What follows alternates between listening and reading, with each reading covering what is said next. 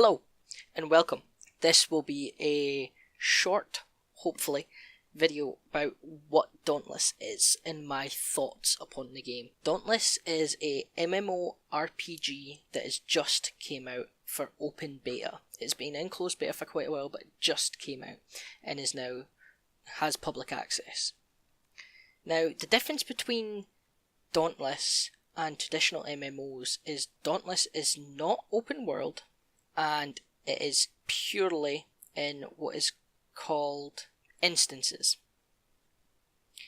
Now this means that you go from one world to the other, and these worlds are normally quite small and it houses only 4 players. Now the problem with that is that when you go into an MMO, you think open world, you think, sure, I'll be in instances, but that'll be in a dungeon or in a battle of some kind. But with Dauntless, it is more like missions. You're in instance missions, and that is the game itself. Okay, so first of all, character creation. When you get in, you'll be asked to create your character. Now, I personally think that this is actually a really good system, because as a person that's played MMOs before, I have been around people that love character creation. They love being able to change every little nuance about their character, how wide their nose is, how small their eyes are.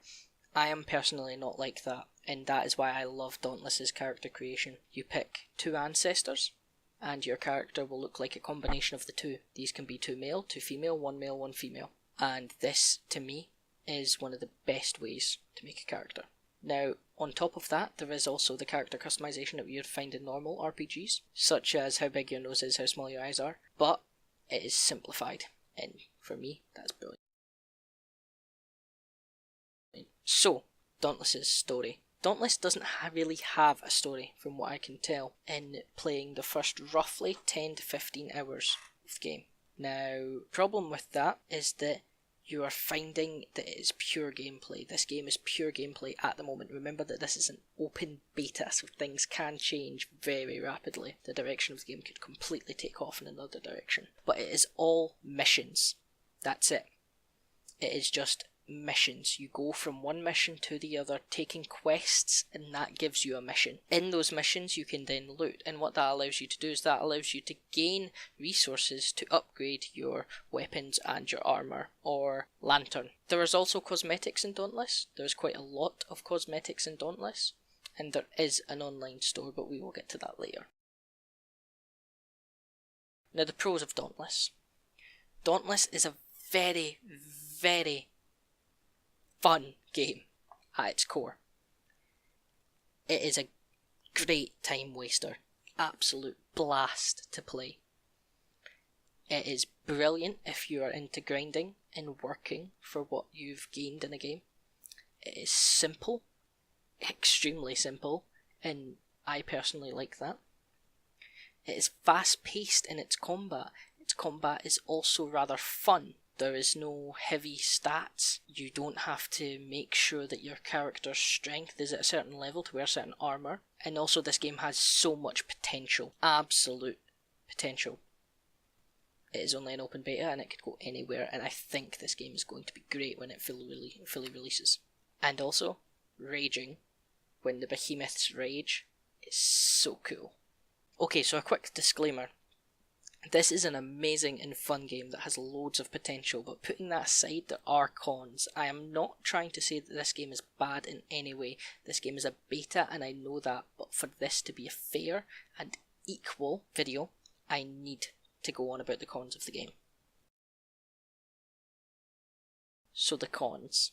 The biggest con for me is logging in times. I have to wait behind sometimes 90,000 people just to get in the game. And once I'm in the game, I've been in the game for 20 minutes and then I've been kicked out because the game has crashed. That is a big problem. But that seems to be the only problem with the login times. Whilst the combat is fast paced and amazing, the fights themselves can get very long and quite boring, as the NPCs, or the behemoths that you're fighting, the giant monsters, have a set of skills and abilities that they can use. And after about 2 minutes into a 15 long minute fight, you've learnt that behemoth's skill set, and it's not that enjoyable anymore, because it is just rinse, repeat, rinse, repeat. But like I said before, there is this mechanic called raging, and what that is the behemoth will actually go into a fit of rage and will become stronger and gain a new skill set.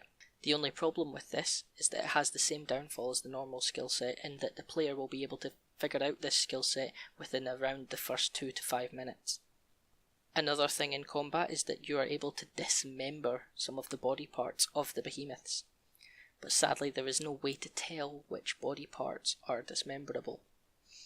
Now, I don't know if I want to call this a con, because maybe that is just how they envisioned it. Maybe that is how the creators of the game, they wanted you to learn which parts of the bodies are destructible and which parts you can destroy and cut off. But I personally think that if I had something telling me, oh, you can chop off its spikes or its tails, I would enjoy that more. Another problem with the game is that once you have finished a mission, you have to load back to your home base, Ramsgate, and I have crashed multiple times whilst doing this. I've had to Alt F4 the game, and the game has Alt F4'd and had to wait behind 90,000 people again to play the game. Another problem with the game is that it is only one map, sadly. There is sadly only one map in this entire game. Now, I have played for 10 to 15 hours on one map.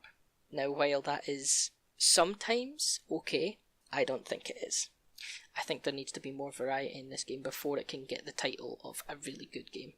Another thing to do with the size of the game is there is only 5 behemoths, or at least only 5 behemoths in the first 10 to 15 hours. Now again, this might be how the creators envisioned it, that there would only be a certain amount of behemoths, and I cannot tell yet, as I am not in the late game, whether these behemoths get harder to kill or harder to grind. There is also in the game sometimes no explanation of some aspects of the game. For example, in the gameplay that's on screen, I get a loot box, essentially, and in this loot box I get something called cells, and these are upgrades that I can put on my weapons and armour. The only problem with this is when I get them, I have absolutely no tooltip or pop-up to show me how I use them, and I sat for a good minute to 5 minutes trying to figure out how to use these, and then I eventually just left them. I still don't know how to use them. Okay, now I would like to go into the part of the video that I call the indifferences. These are the small things into a category that I would like to call things that would neither help or hurt the game. These things include weapons. There are only 5 weapons in this game: sword, double blades, hammer, large axe, and warpike. Whilst that does seem like a large collection, it's not. When you get into the game, the skill sets are quite small, and one of the things that annoys me is when I upgrade my hammer or get a better hammer, there is no difference. It is the exact same hammer, just with different stats. There is also no class sets in the game. This, I don't know whether it would help or hinder having class sets in the game, but I do know that I feel slightly strange about it, as this is meant to be an MMO. The upgrade system for weapons and armour in the game is quite simple and straightforward. Now, I don't know if that's a problem with the game. I personally don't find that it is, but I think other people may, as going from an MMO such as Black Desert Online or World of Warcraft, where they have very in-depth upgrades, I think you're going to feel a bit empty playing this game.